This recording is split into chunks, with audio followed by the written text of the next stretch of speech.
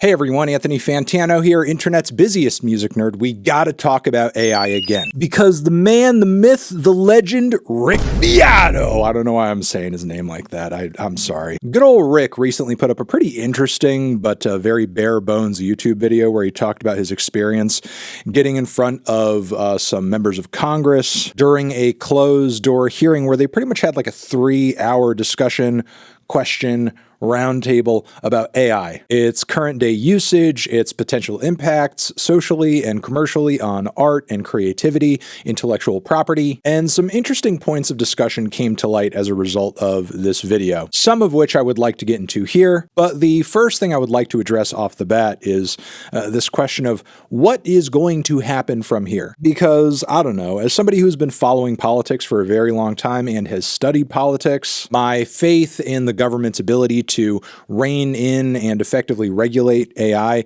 is not high. And look, that's not like on some weird libertarian shit or, coming from this place of, yeah, they should just let AI do whatever it's gonna do. I do not think that. No, I'm just of the knowledge and concern that typically Congress is pretty gridlocked on most things due to bipartisanship or just generally a lack of will or desire to get anything done. And when stuff does get complete and does go through, often it is because people with money and influence and power are demanding for Congress to get it done. And I am worried that we're either going to be looking at a situation here where we see no legislation, or we see legislation that is more beneficial toward big companies than average people. Even if that is my sort of pessimistic expectation here, I do want to make some suggestions as to where this could go based on what Rick has said and some recent things that have been coming to light about AI and its influence generally. Now, as Rick and a few other voices in his video state,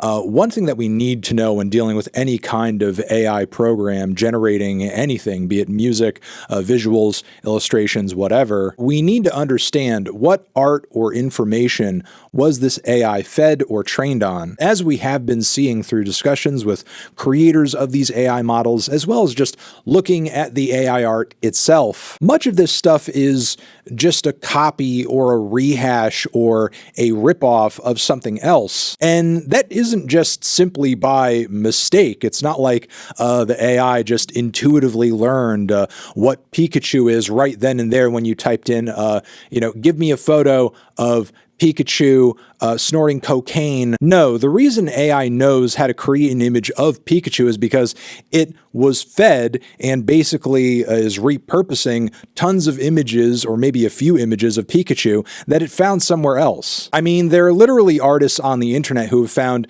portraits or illustrations or, pieces that they've made that have essentially been repurposed in other pieces of AI art. And while there is something certainly being generated through this process, what really a lot of these AI models are doing, whether it's something like that or coming through the track that essentially has, a fake Drake voice on the song, it's really just repurposing artistic information it's already been fed, and in a way, we're kind of laundering plagiarism. And yeah, plagiarism is exactly what I would call it, whether that is, through visual art or through the writing of articles. These AI models are just ripping off other things in order to be able to write or create the thing it's being instructed to. And as it is said in Rick's video, there has to be some kind of accountability when it comes to what information or art or whatever is being put into these AI models in order for it to create what it's creating. What creative works is it being trained on? Because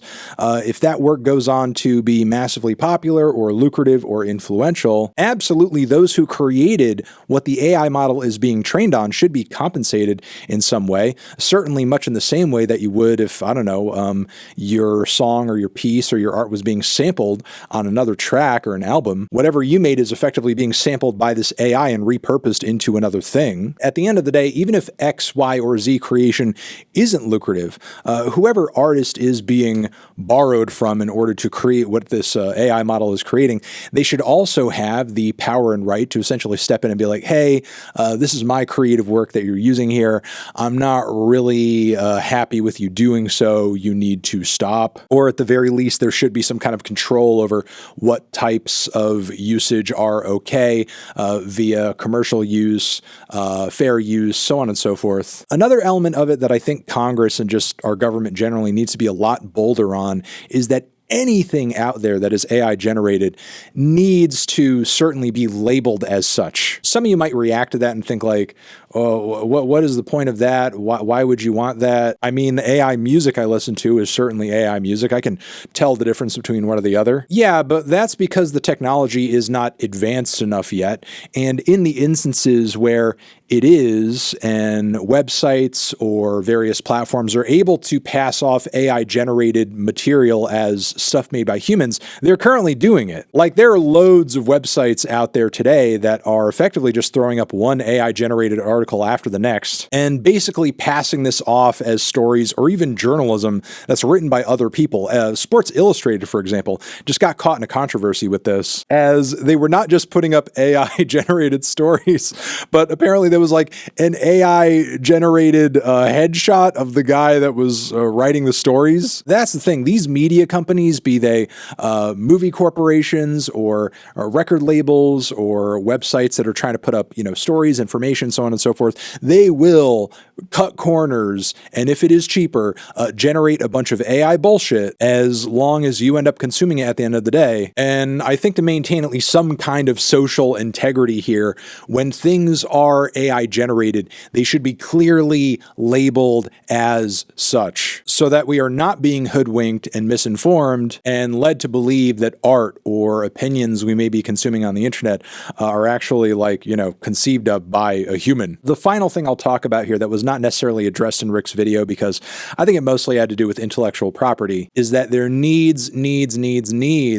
to be some kind of severe repercussions for anybody who might use this technology to spread information, ruin the lives or reputations of other people, because with all this deepfake stuff, the likelihood of all of that is very real and will likely worsen as the technology gets better. I mean, there's already been news reports of Mr. Beast, for example, being used repeatedly in advertisements for all sorts of different product or financial scams, along with the voices and likenesses of people like Joe Rogan or Elon Musk. And the fact that there is no single piece of legislation specifically addressing this insanity right now is insanity. But yeah, good quick video from Rick. Interesting to see some of the gears and machinations here working, and at the very least kind of assuring that there is a level of interest in this issue in Congress, and these elected officials do seem to at least be trying to make the effort to understand the problem. If someone like Rick